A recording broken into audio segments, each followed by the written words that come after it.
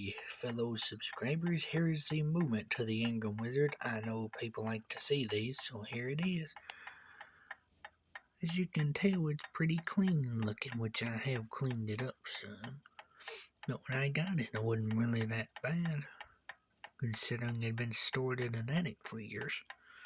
It sure does run nice.